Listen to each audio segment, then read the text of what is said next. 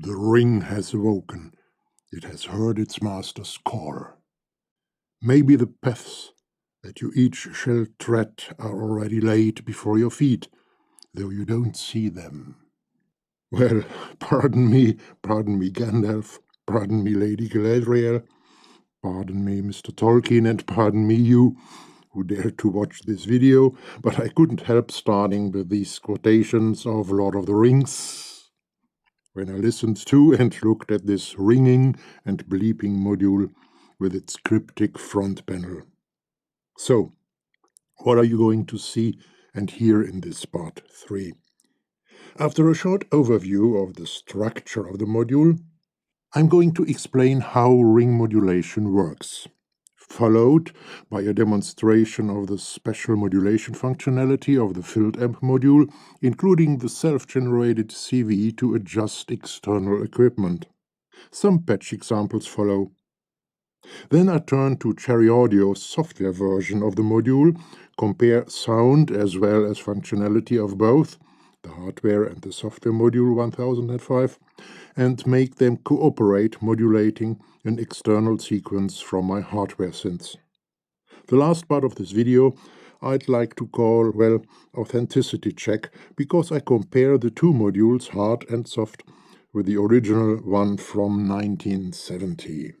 All right, let's go. As name and graphics on the front plate suggest, the module consists of two parts, the modulator and the VCA. The modulator is a ring modulator. Later, a little bit more about that. And we can use this module as an ordinary simple VCA only by switching it to the UNMOD mode, which switches the ring modulator off. With these buttons, I can switch between these two modes. In UNMOD mode, there is one audio input active, the input A. Input B is not active. I can patch something in or not, it doesn't matter anything.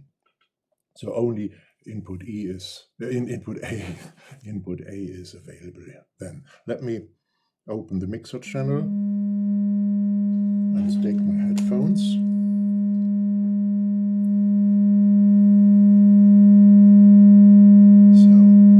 In this mode, with the ring modulator switched off, there are three knobs I can use to adjust the volume. The input attenuator attenuates the input, of course.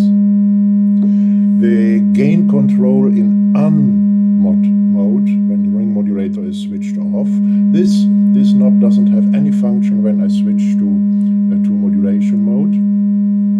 And the main VCA gate knob here above. Why do I have two of these? The reason is that the output, the volume of the output, is not always the same when I switch between modulation mode and non-modulation mode or UNMOD mode. And when I want to automate this switching to and fro, which I can do, more about that later in this video, then I normally want the same volume and the same amplitude of the output, and therefore I can set the amplitude of the output in UNMOD mode with this knob here, and the general output with this knob here, which influences the output in both modes. More about that later. What about the jacks? I have more or less only one CV in available for the VCA. Let me use this and feed an LFO here from the Newton, an LFO in. Yeah, okay, so let's change from square wave LFO to a mixture of sine and triangle.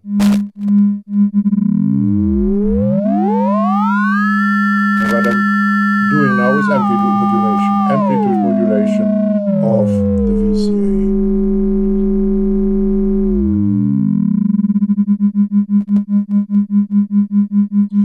Let me go back to the square wave.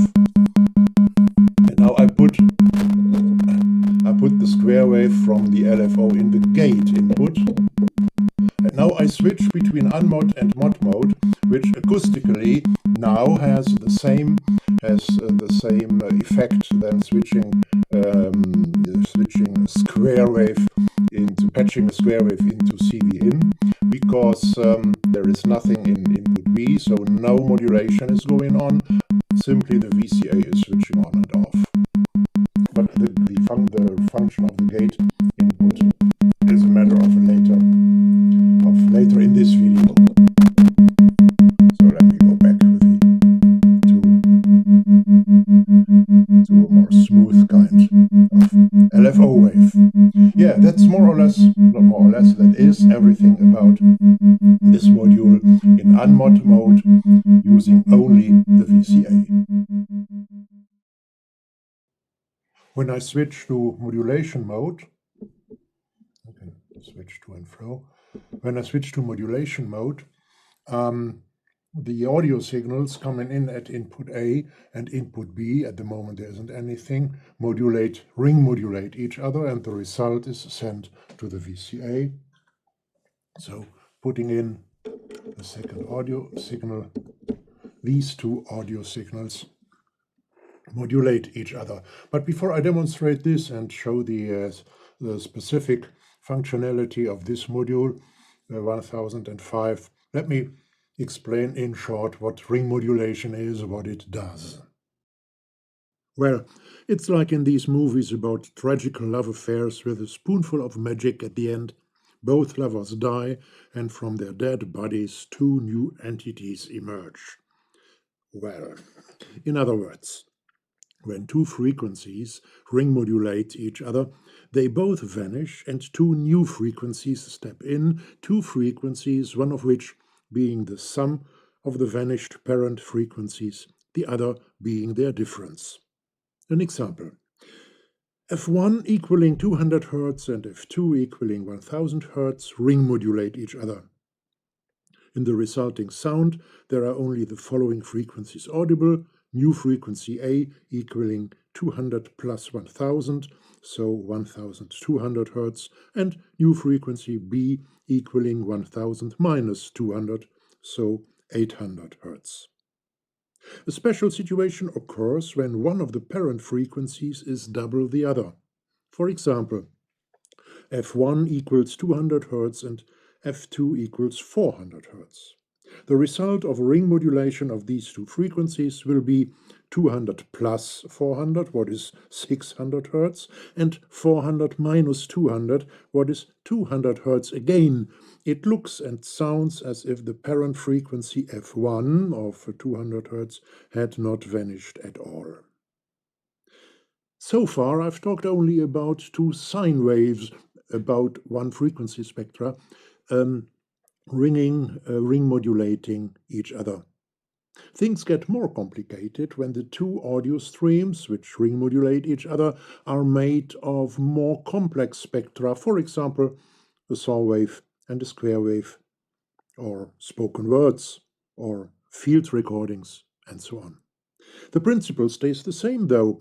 Each frequency, each partial in the spectrum of audio stream 1, and each frequency, each partial in the audio stream 2, ring modulate each other, producing their sum and their difference. The resulting sound is mostly an untamed and wild one, noise or noise-like often enough. Okay, but let me return to the module and patch some examples. Let me start easy and simple. I've fed two audio signals in the inputs, in input A and input B, and both come from the neutron here, and oscillator 1 and oscillator 2 exactly are the outputs.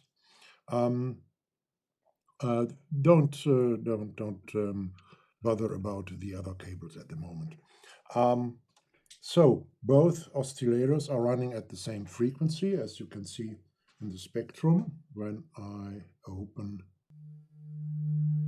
Yeah, so what you are hearing now is the unprocessed sound. The unprocessed sound of both oscillators coming from the an oscillator mix going at once and directly into the mixer channel. So both oscillators are running at the same frequency. Let me demonstrate it and prove it. I detune them here. Can you see it? Yeah, I think so.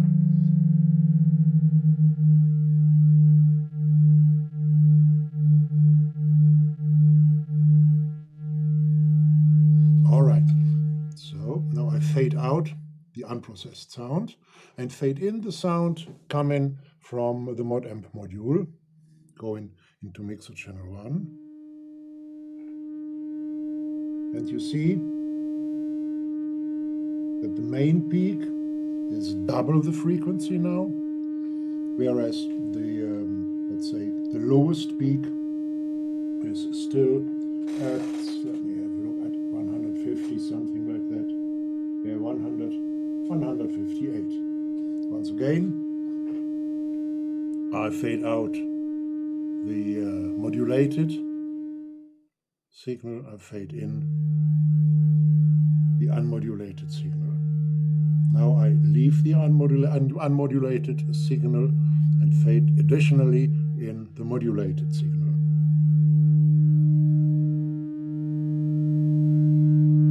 And fade the modulated signal out again. And in.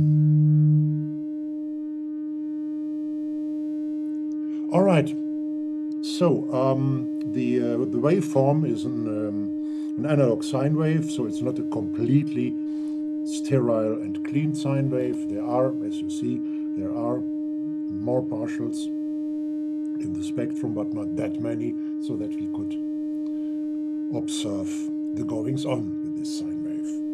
Now I detune here the two audio signals which go into the ModAmp module.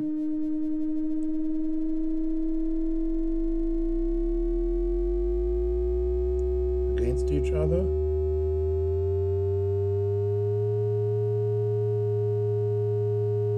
Let's see the unprocessed signal, the spectrum of the unprocessed signal now. Not so much. Yeah. And the processed one. And you see now two different frequencies occur when I fade in the processed signal, which comes here from the ModAmp module. When I fade out the unprocessed signals, you see the barren frequencies vanish.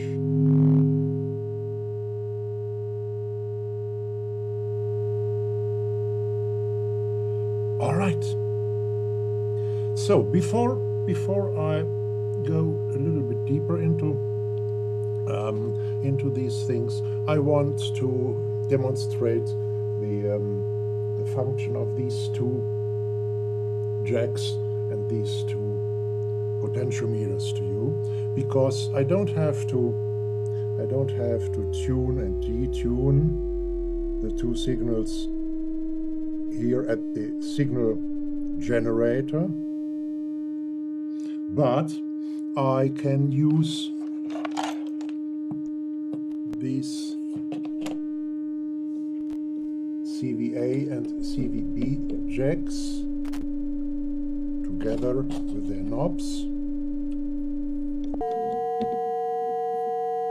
Let me reduce the volume a bit to tune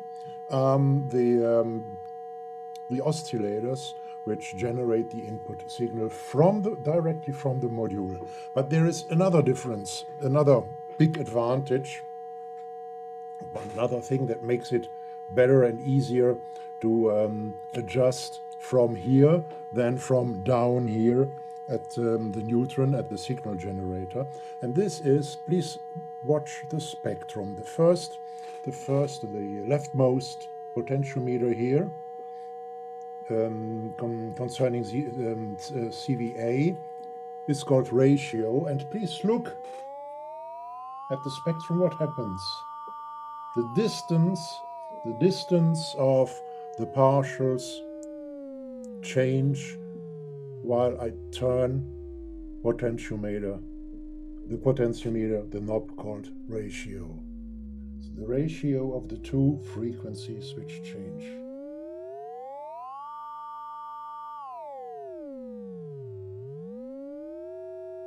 Now I have a fixed ratio, I set a certain ratio, and I go to the other potentiometer called tune, and now you see that the ratio stays the same, the distance between the partials stay the same, but they go up and down in pitch.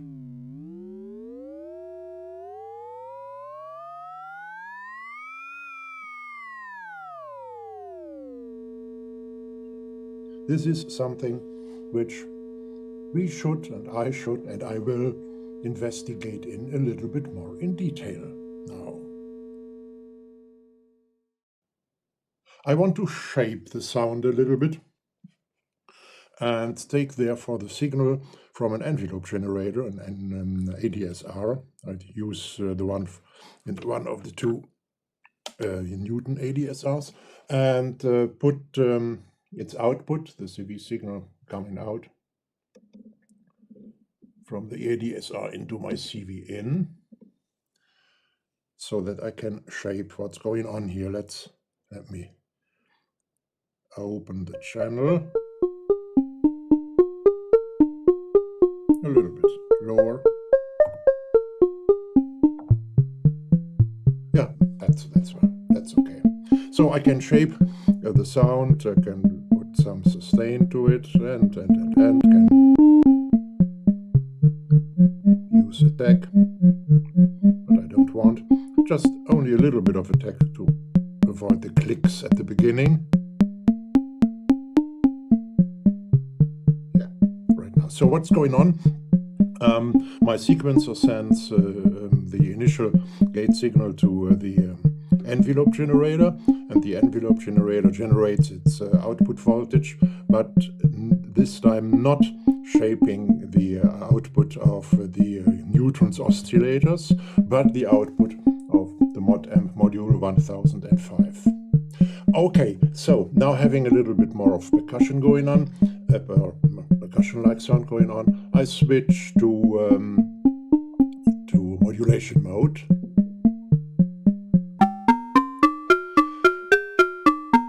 And increase the distance between the two partials, what we have seen some minutes ago, to get some quite deep sound, and increase the tuning.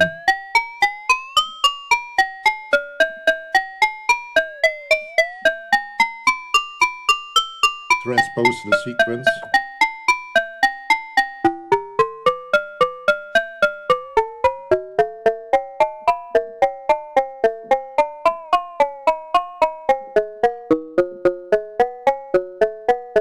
Okay, and now a little bit more of a take. And sustain.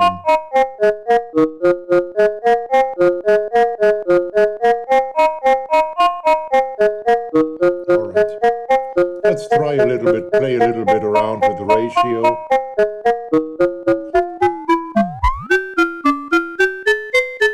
And more percussion, like.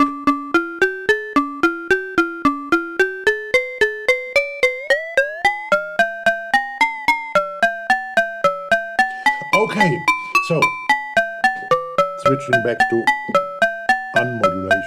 unmodulating mode, not modulating, non-modulating. Okay, doesn't matter. But I don't want to switch to and fro manually, and so I take another patch cable. Where are my patch cables? Yeah, here. And this time let me take the LFO from the workstat. I switch the waveform to square and patch it into the gate input. And now I switch to and fro between modulating and not modulating.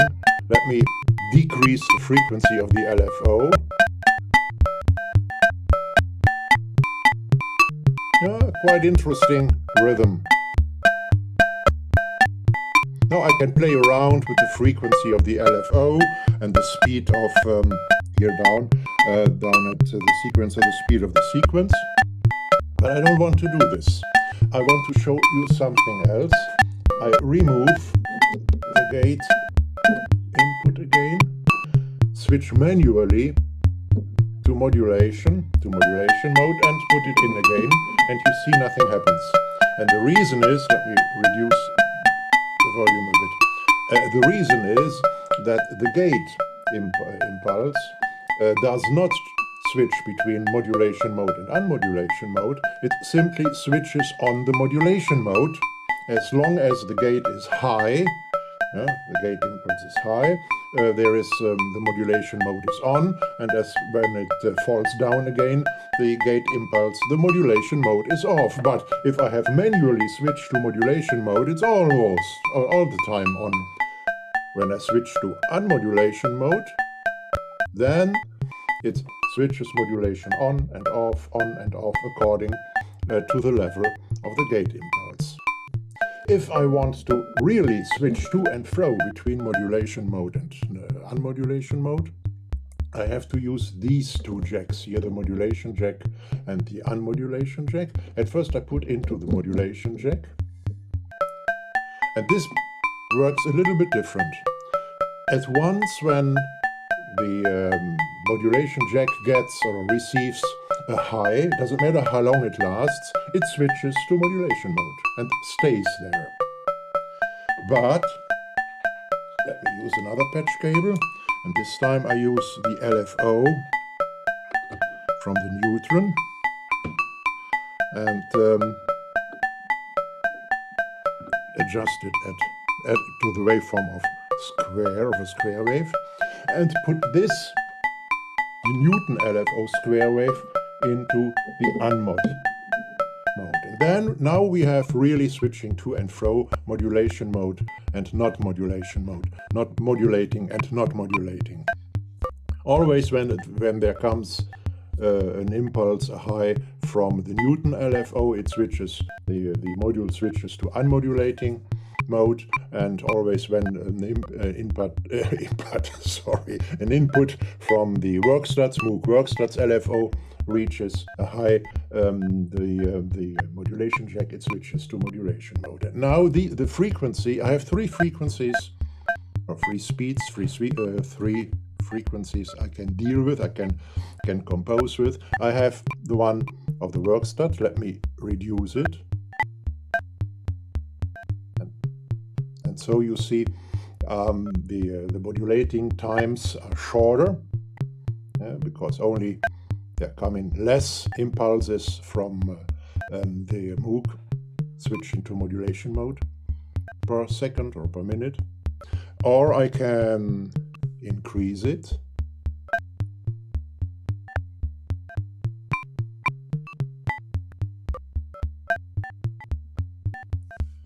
A little bit louder.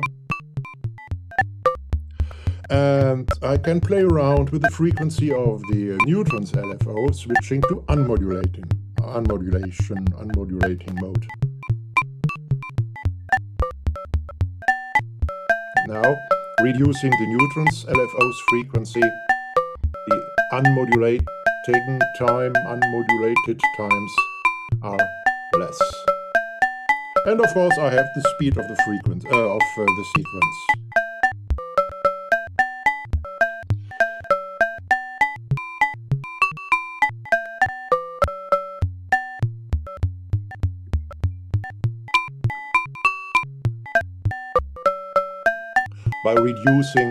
By reducing both LFO, the frequency of both LFOs,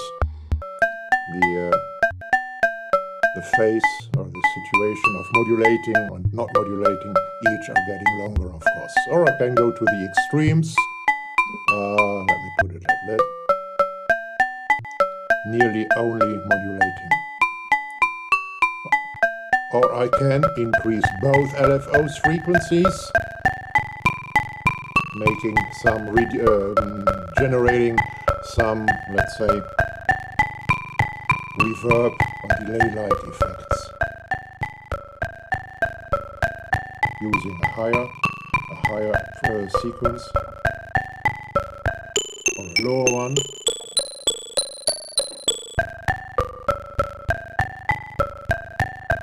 Or going away from percussive sounds. Alright, you can play around with this as you like. Well, some minutes ago I talked about different waveforms modulating each other, and so let's mess around a bit with different waveforms. I open the mixer channel now and take my headphones, of course, and start the sequencer and switch to modulation mode.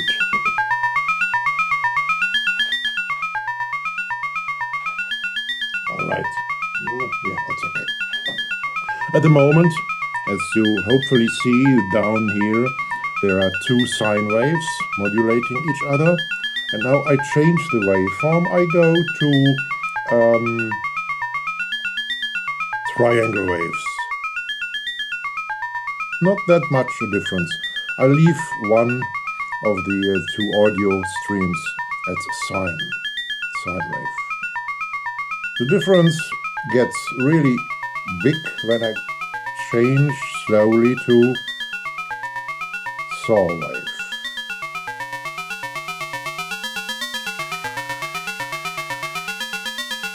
So now it's sine and saw modulating each other.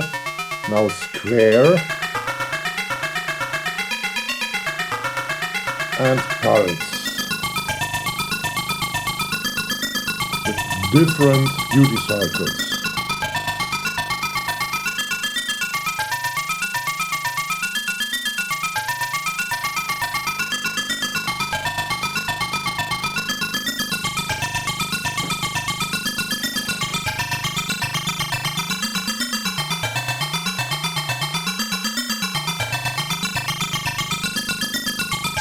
I leave it at square and change the other audio stream, the other oscillator, to this way, to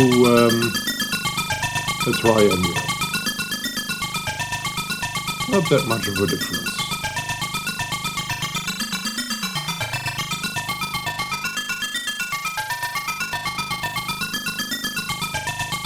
Now to square.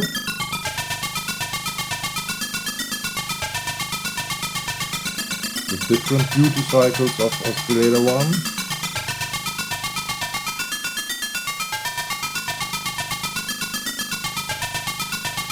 To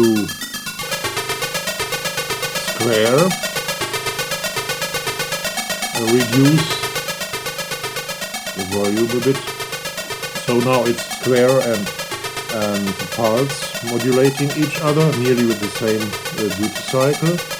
I change the duty cycle of the pulse wave again.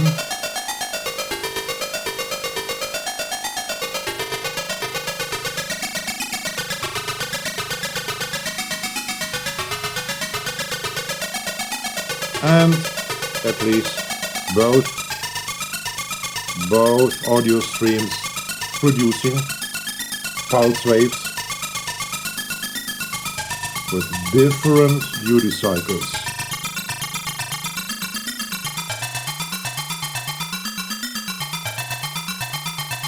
A nice and interesting deep tone occurs with one duty cycle at 99 at one and the other at 1%.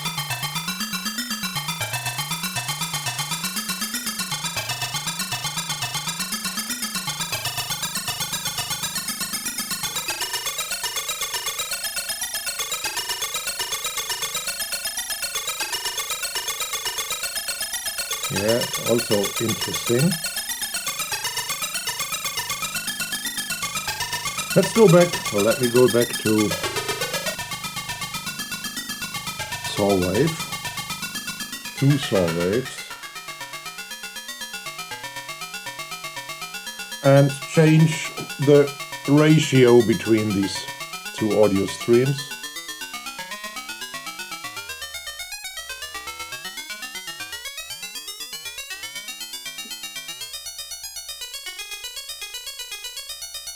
I want this sound a little bit deeper.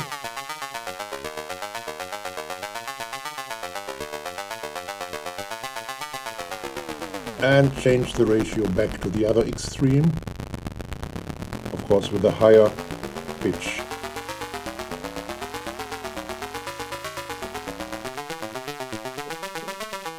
Yeah. This is interesting.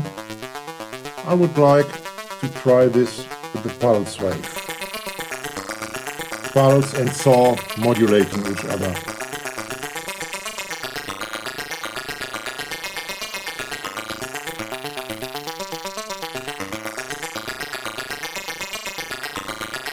Okay, and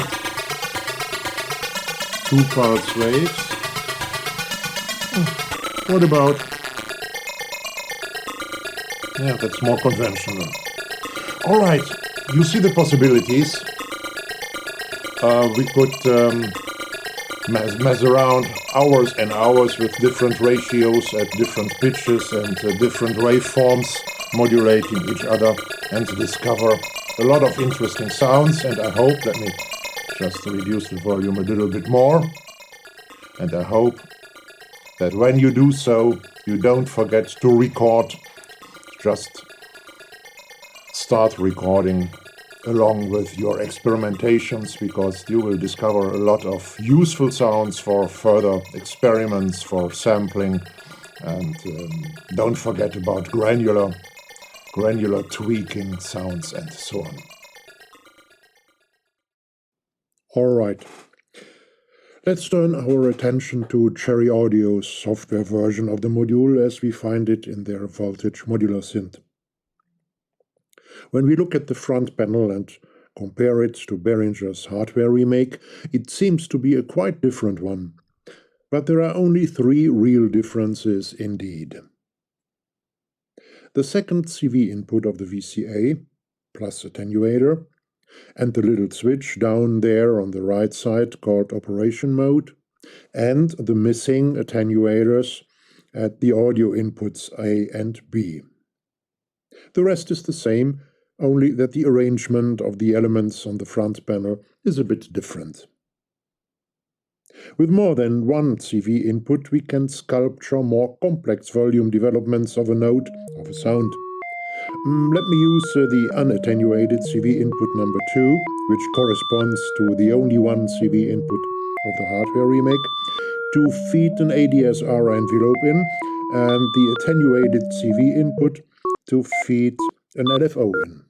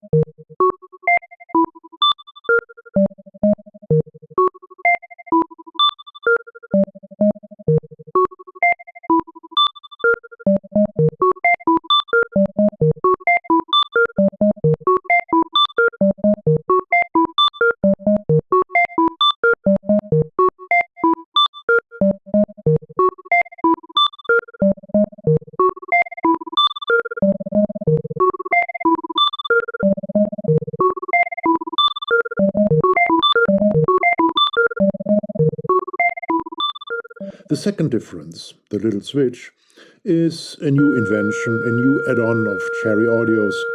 When we switch between UNMOD and MOD, unmodulating and modulating mode, the original ARP 2500 from the 1970s or from 1970, as well as Behringer's hardware remake, produce some clicks most of the times when we switch to and fro.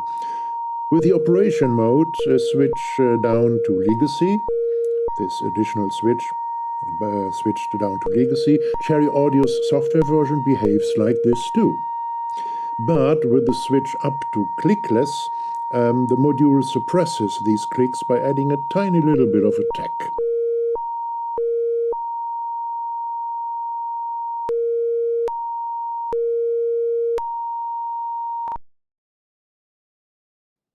And what about the sound? Do the hardware module and the software module sound different? No, they don't, or better said, they sound nearly the same. There are tiny little differences with certain constellations, some of them nearly inaudible ones, with which only a closely analysis of the spectra can reveal, and some a bit more obvious. Well, let me demonstrate this. At first, I feed in two sine waves coming from my neutron, and let's listen to the hardware ModAmp module 1005. So I freeze the upper signal analyzer. So this is the sound what we hear right now coming from the hardware module when there are fed in two sine waves. I fade it out, and now the software.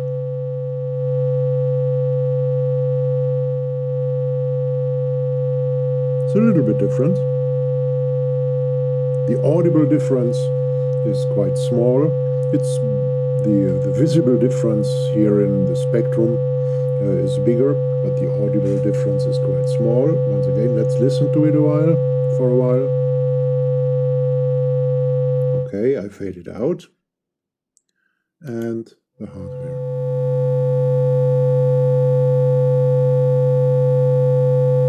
This is the hardware.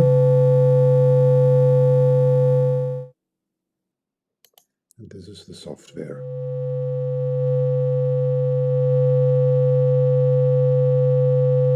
All right, so I fade out both and change the sound, the incoming sound, the two sounds which modulate each other from sine wave. I leave one at sine wave and go with the other sound to pulse wave. So I fade in the sound coming from the hardware module now.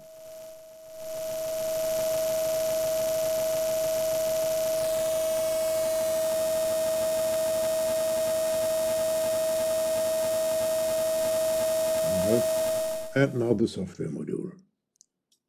Sorry, it was wrong. The hardware module. Yeah, here, now it is. Yeah, I made a mistake with my mixer. So now this is the sound of the sine wave and the pulse wave modulating each other. The pulse wave has a duty cycle of about, let me change it. That's better. Of about 50%. Pulse wave and sine wave modulating each other, and it's the hardware module. I freeze the upper spectrum, and now let's listen to the sound of the software module when these both audio files are fed in.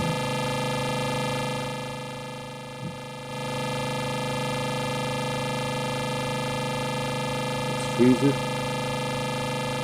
Even the spectrum is, let's say, is the same. Let's listen to it for a moment, and then I switch to the hardware module. Now we are listening to the sound coming here from the software module.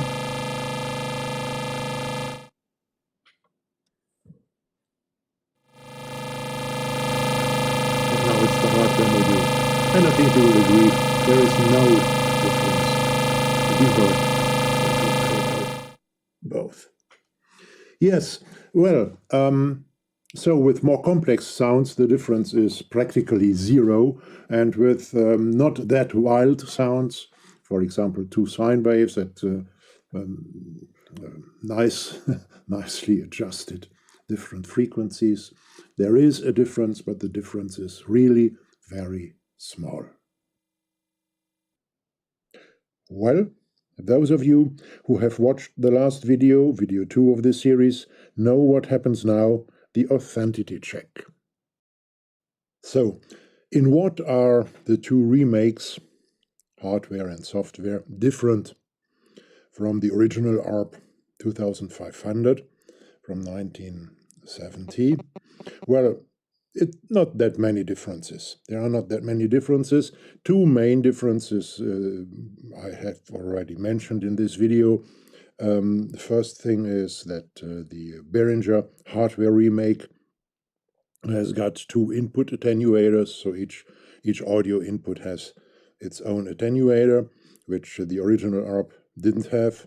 The voltage modular, Cherry Audio's software version, has got this switch, clickless and legacy switch I talked about and demonstrated it in this video. These are the main differences. Then, of course, the original ARP had attenuators at its two CV inputs for the amplifier to regulate the output volume in the end, whereas the Behringer remake, the hardware doesn't have any, and voltage modular only one.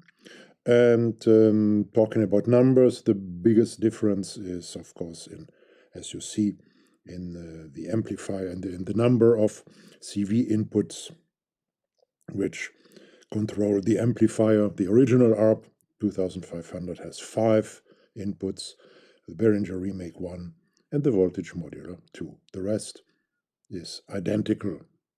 All 3 are identical here. So I think we can say it's quite authentic. Both remakes are quite authentic. Well, thank you for watching. You may consider visiting my website. Don't forget to visit my website. And if you want to support me, just visit my shop on the website and buy something, or simply donate a little bit. Or even, you might even want to get a member of our community. On the website, you will find a menu item explaining all the great and nice advantages of being a member of our great community. Okay, once again, thanks for watching.